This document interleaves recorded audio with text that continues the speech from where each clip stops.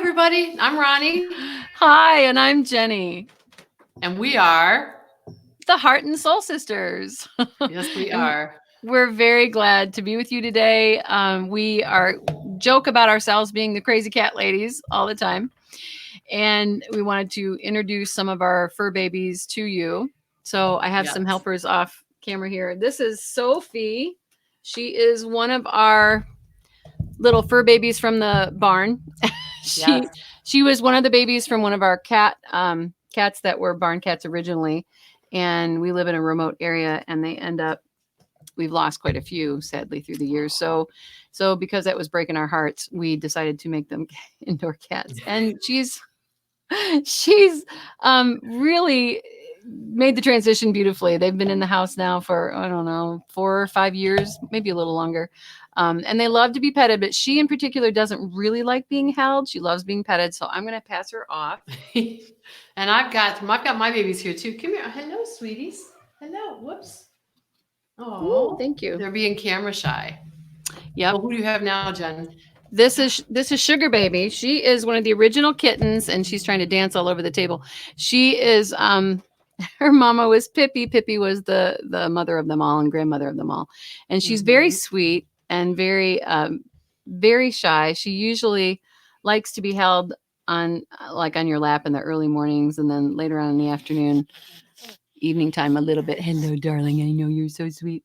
So she's just a little delight. Let me pass her off. And this, I have Leo. He's one of the grandbabies. Yes. He's a big boy, the biggest of them all. So you had 3 cats originally and 1 litter. And then the mama and Pippi, the grandma, had litters almost simultaneously. They did. Almost exactly 9 years ago.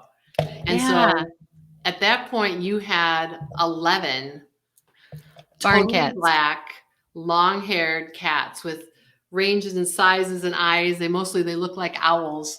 But at that point, we ended up taking 2. Leo, and where's Josie? Josie, kitty, kitty, kitty. So Leo and Josie are brother and sister, and Josie is only about 2/3 the size of Leo. She's this little teeny tiny dewdrop. She reminds me a lot of Pippi, her grandma. She looks the closest to Pippi than, and I know people like, can you tell them apart? Yes, you can. Yes, you can. They're so sweet. You can. They're very affectionate. We took 2 kittens, and my daughter took 2 kittens. So she's got 2, but they're all black. They all have the big wide owl eyes, and we have just loved them to death. They rule the roost. They are so sweet. That we are more like grandparents than parents to the cats. They really get to do it. Yeah, like crawling around on your grand piano. Oh my gosh. My baby grand. Yeah, they like to hide inside the baby grand, actually. One will be on top waiting for the other one to come out. It's very crazy.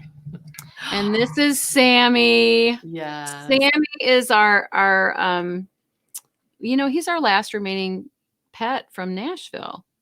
I was just thinking about that. He adopted us. He's 16 now.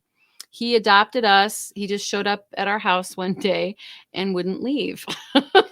And so we were feeding him, of course. And the kids were like, oh, let's bring him inside. We already had 4 cats and at the time 2 dogs. And I was like, we don't need any more pets in the house. But anyway, he wouldn't go away. And so he eventually got injured. So he got bumped by a car or something. He disappeared for about a week, and then he showed up dragging his hips. So a trip to the vet, fractured pelvis, and we put him in a kennel for 6 weeks, and then he came in the house. So he's our baby, and he rules the roost. He is large and in charge of all the cats in the house, aren't you? Yes, and he loves to cuddle. He's a big cuddler, and he's our baby. We just love his little face. You describe him as it looks like he put his mouth in some ink. It's so cute. Yeah, it's like he dipped it in ink. I know. He's so and he's got so much character. He reminds us of Thomas O'Malley, the alley cat, and Aristocats. Oh yeah. He's just like he's cool, and he's large and in charge. So thank you. I'm going to pass him off because I'm sure they want to. Yes, he's starting to make noise.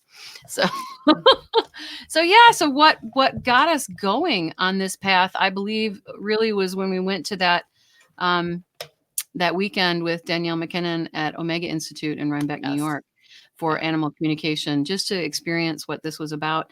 And we both realized, holy moly, we're so intuitive, which we kind of knew, but Yeah, I but didn't know. I didn't yeah, know that. okay, I kind of knew, You and knew. I knew I had been talking to animals since I was a kid. I mean, I animals generally responded to me, and animals used to follow me home, and I used to get in trouble for it, but but this whole path of doing these online courses and learning to expand our intuitive abilities has really, I believe, helped us to evolve spiritually, but also emotionally, and help us to realize there's so much more of us that we've been hiding, and not just our intuitive side, our sensitive side, right? Mhm. Our empathic side, but also our past history.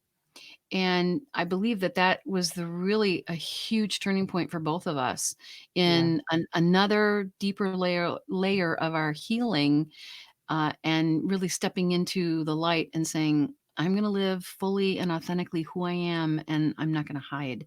Right. So that was really that whole year and a half process is what actually triggered this whole thing for us to decide. Yes. It was Yes. during another a year later. It was a year later, Ronnie.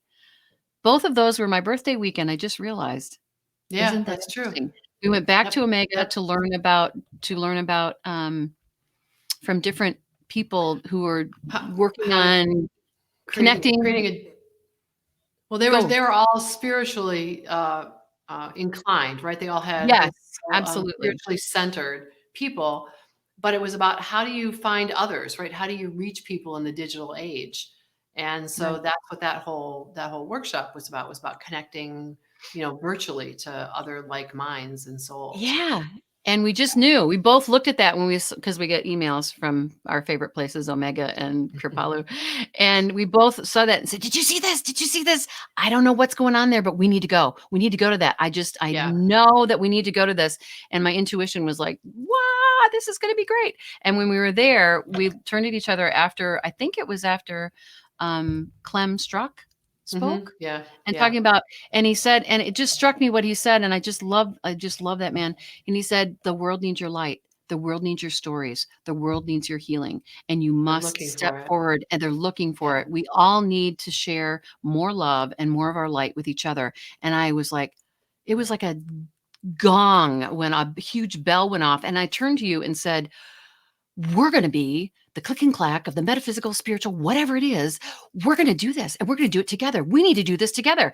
And that whole day, it was like my body was just vibrating. And you were like, oh my gosh. Well, Oh my when gosh. you said it at first, I was stunned. And then you turned back to the speaker, and within like 60 seconds, I nudged you. I said, we're going to be the Heart and Soul Sisters. That's who Yes. we are. And the rest of that whole weekend was this huge energy shift. We did that meditation with Dr. Kim Yep. Duramo on Yep. healing that night, that beautiful Hmm. meditation healing.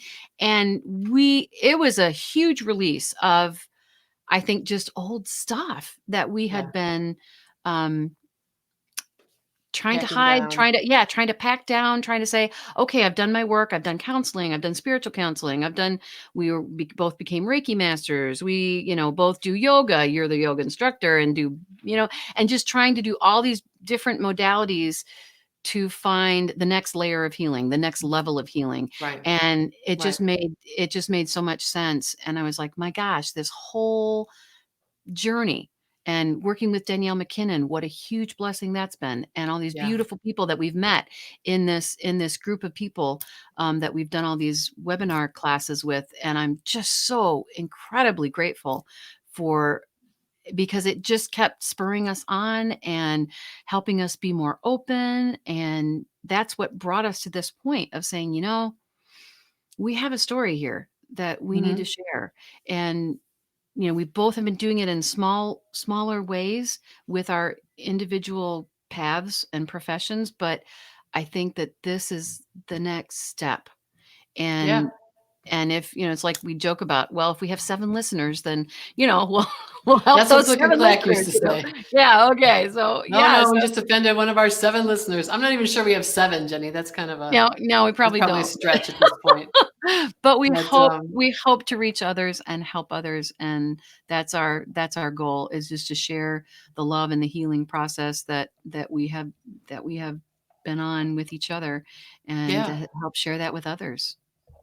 Yeah. And if anything, we've said has resonated, or you're interested in learning more, you certainly can check us out at our website, heartandsoulsisters.net. We have some more information about us. We have some old family photos that we find funny Yeah. more than anything. We like them. Links to our podcast. So yeah, just wanted to share a little bit today, and we'll be back. We're not going anywhere, right? Absolutely. We'll be here. Right here. Sending you so much light, love, and blessings. Many, many, many blessings. Have a great day. Bye. Bye-bye.